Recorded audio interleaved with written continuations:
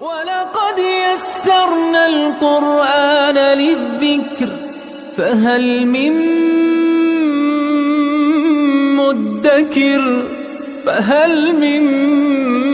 مُّدَّكِرٍ اعوذ باللہ من الشیطان الرجیم بسم اللہ الرحمن الرحیم الحمد للہ رب العالمین وصلی اللہ علی سیدنا و نبینا بالقاسم المصطفیٰ محمد وعلی آلہ الطیبین الطاہرین المعصومین اما بعد اعوذ باللہ من الشیطان الرجیم لا يستوي القاعدون من المؤمنین غیر اولی الضرر والمجاہدون فی سبیل اللہ باموالہم وانفسہم فضل اللہ المجاہدین باموالہم وانفسہم علی القاعدین درجہ وکلا وعد اللہ الحسنى وفضل اللہ المجاہدین علی القاعدین اجرا عظیما صدق اللہ العلی العظیم۔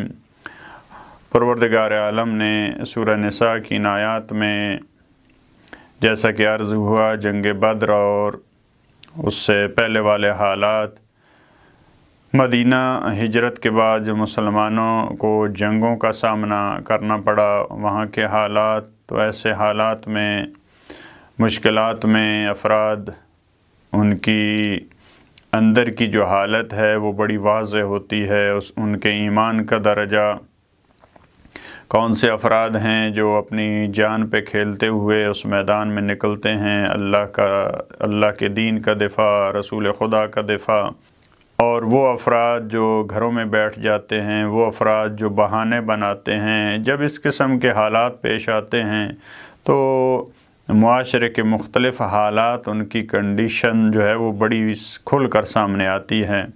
جب اس طرح کے حالات پیش نہیں آتے تو سب افراد اچھے ہوتے ہیں، سب عبادت گزار ہوتے ہیں، سب بہادر ہوتے ہیں، سب جو ہے وہ ساری اچھی خصوصیات کے مالک ہوتے ہیں۔ قرآن کریم نے ان افراد کو اچھا نہیں سمجھا، ان کی حوصلہ افزائی نہیں کی ہے کہ جب گھر سے نکلنے کا مرحلہ ہو تو وہ گھروں میں بیٹھ جاتے ہیں، جب جنگ و جدال اور قتال کا مرحلہ آتا ہے تو اس وقت وہ گھروں میں چھپ جاتے ہیں۔ قرآن کریم نے یہاں سورہ نساء میں، سورہ توبہ میں، بعض دوسرے سوروں میں ان افراد کی بہت سرزنش کی ہے، ان کو ڈانٹا کہ یہ تمہارا کام ٹھیک نہیں ہے۔ ان آیات میں سورہ نساء کی آیت نمبر 95 میں پروردگار عالم نے جو مجاہدین فی سبیل اللہ ہیں ان کی عظمت کو بیان کیا، ان کی فضیلت کو بیان کیا کہ یہ افراد برابر نہیں ہیں۔ بعض دوسری آیات میں پروردگار عالم نے بڑے واضح انداز میں اس کو بیان فرمایا کہ جو اللہ کے راستے میں انفاق کرنے والے افراد ہیں وہ برابر نہیں ہیں۔ پھر انفاق کرنے والے افراد ان میں جو فتح سے پہلے جنہوں نے انفاق کیا اور فتح کے بعد انفاق کیا وہ آپس میں برابر نہیں ہیں، کیونکہ جب کامیابی مل چکی ہے اس کے بعد جو انفاق کرتا ہے اس کو معلوم ہے کہ اب مسلمان اچھی حالت میں ہیں، رسول خدا اچھی حالت میں ہیں، اب میں یہاں پہ خرچ کرتا ہوں تو میرا ضائع نہیں جائے گا، بالآخر میں بھی ان کے ساتھ منسلک رہوں گا، اٹیچ رہوں گا، متمسک رہوں گا تو میرا فائدہ ہے۔ لیکن فتح سے پہلے، فتح مکہ سے پہلے جو مسلمانوں کا ایسا دور ہے جس میں سختیاں ہیں، مشکلات ہیں، ظاہری طور پہ کامیابی کا کوئی چانس نہیں ہے، جیسے حضرت ابو طالب کا انفاق ہے، حضرت خدیجہ کا انفاق ہے، اس مرحلے میں انفاق ہے جو مکی زندگی کا مرحلہ ہے، جو مشکلات کا مرحلہ ہے۔ بہت سارے افراد ممکن ہے انہوں نے مدینہ میں انفاق کیا ہو، لیکن مکہ میں رسول خدا اور اسلام کے لیے انفاق کرنا وہ اس کا کوئی ثانی نہیں ہو سکتا۔ مدینہ میں جو انفاق ہے اس کی وہ والی اہمیت نہیں ہے۔ اور یہاں پہ جو گھر میں بیٹھنے والے ہیں پروردگار نے فرمایا کہ ان کا وہ درجہ نہیں ہے جو مجاہدین کا درجہ ہے۔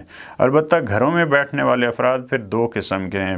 گھروں میں جو بیٹھ جاتے ہیں، ایک گروہ ہے جو اولی الضرر ہیں، جو نابینا افراد ہیں، جو مریض افراد ہیں، اپاہج ہیں، جو ہمت نہیں رکھتے لڑنے کی، ایک وہ افراد ہیں، ان کا تو قصور نہیں ہے۔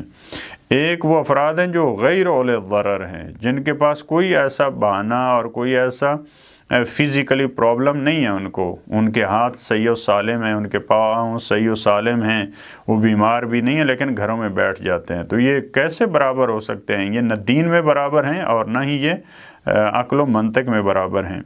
لہذا اس آیت میں فرمایا لا یستوی القاعدون من المؤمنین، مومنین میں سے وہ افراد جو بیٹھنے والے ہیں۔ قاعدون کا ایک لفظ ہوتا ہے قائد جو رہبر کے لیے استعمال ہوتا ہے، ایک قاعد جو عین کے ساتھ ہے، یہ قاعدون یہاں پہ لفظ استعمال ہوا ہے۔ جو مومنین میں سے قاعد ہیں، بیٹھنے والے افراد ہیں، بیٹھنے والے یعنی گھروں میں بیٹھ جاتے ہیں، جنگ کے لیے نہیں نکلتے، یہ برابر نہیں ہیں یہ اور مجاہدین۔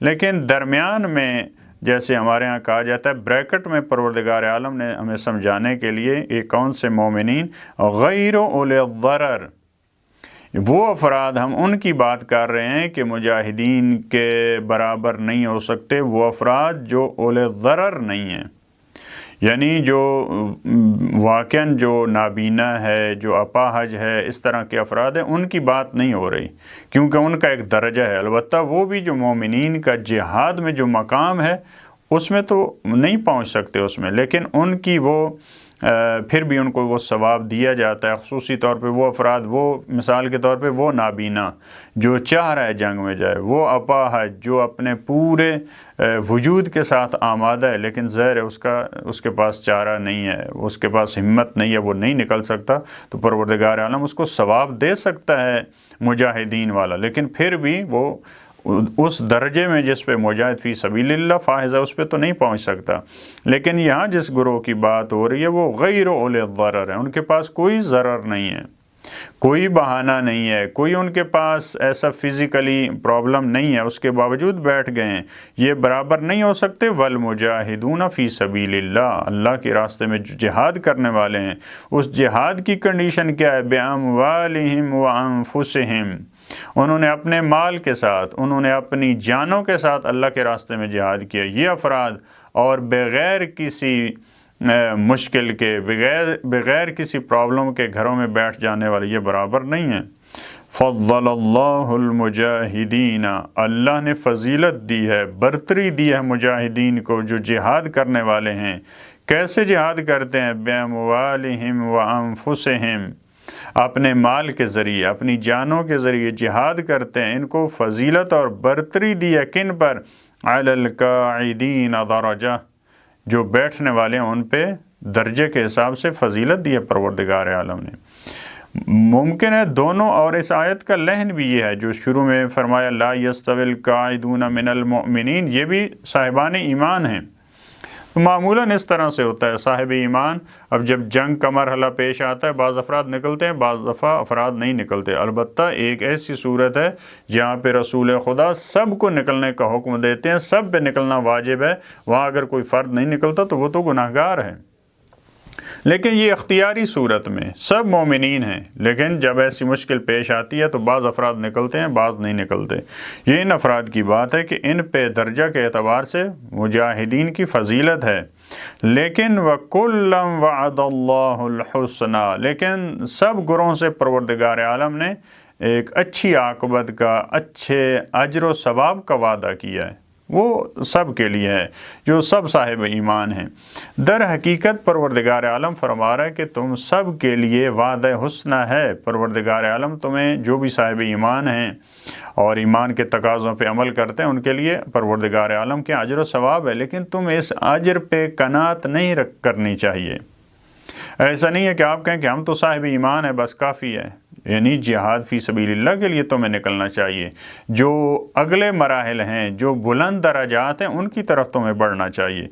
پھر دوبارہ تاکید کے لیے وَفَضَّلَ اللَّهُ الْمُجَاهِدِينَ، اور پروردگار عالم نے مجاہدین کو فضیلت دی، عَلَى الْقَاعِدِينَ، بیٹھنے والوں پر جو گھروں میں بیٹھ جاتے ہیں نہیں لڑتے، أَجْرًا عَظِيمًا، پروردگار عالم نے ان کے لیے بہت بڑا اجر رکھا ہے۔ یہ فضیلت کس میں ہے؟ یہ اجر و ثواب میں ہے۔ جو اجر عظیم مجاہد فی سبیل اللہ کے لیے ہے وہ کسی کے لیے نہیں ہے، سب سے، کیونکہ بڑی نیکی جو ہے انہوں نے انجام دی ہے۔ پھر پروردگار عالم نے آیت نمبر 96 میں یہ بتایا کہ وہ برتری کیسے ہے۔ اس آیت میں گزشتہ میں یہ فرمایا کہ درجہ کے اعتبار سے مجاہدین کی فضیلت ہے۔ آیت نمبر 96 میں فرمایا درجات من ہو، یعنی مجاہدین کی قاعدین اور بیٹھنے والوں پہ جو فضیلت ہے یہ ایک درجے میں نہیں ہے، یہ کئی درجے میں ہے، یعنی یہ 10 درجات کا فرق ہے۔ یہ کہاں جیسے یہ زمین پہ اور وہ آسمان پہ ہیں، درجات کا فرق ہے، ایک درجے کا نہیں ہے۔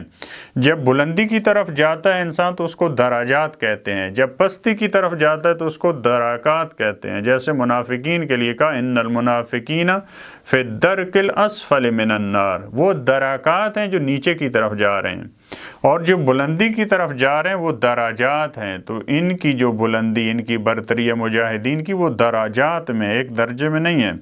وَمَغْفِرَةً وَرَحْمَةً، اللہ کی مغفرت ان کے شامل حال ہے، اللہ کی رحمت کے یہ سائے میں ہیں۔ البتہ یہ مغفرت یہ خصوصی مغفرت ہے، یہ رحمت بہت اس میں وسعت ہے جو مجاہدین کے لیے ہے۔ وَكَانَ اللَّهُ غَفُورًا رَحِيمًا، اور اللہ وہ بخشنے والا بھی ہے اور مہربان بھی ہے۔ چاہے وہ مجاہدین ہیں، چاہے وہ غیر مجاہدین ہیں، جتنے نیک افراد ہیں، ہر ایک کو اللہ کی رحمت اور بخشش کی امید ہے، وہ اس سے بے نیاز نہیں ہے۔ لہذا پروردگار عالم نے یہاں اپنے 2 ناموں کا تذکرہ کیا۔ پروردگار ہمیں توفیق دے کہ جب بھی اسلام پہ مشکل پیش آئے، جب بھی معاشرے کا رہبر، معاشرے کا لیڈر افراد کو اور مسلمین کو، مومنین کو اللہ کے راستے میں نکلنے کا کہے، تو خدا ہمیں یہ توفیق دے کہ ہم اپنی جان کے ساتھ، ہم اپنی عزت و آبرو اور اپنے مال کے ساتھ راہ خدا میں جہاد کر سکیں۔ اللہم صلی علی محمد و آل محمد۔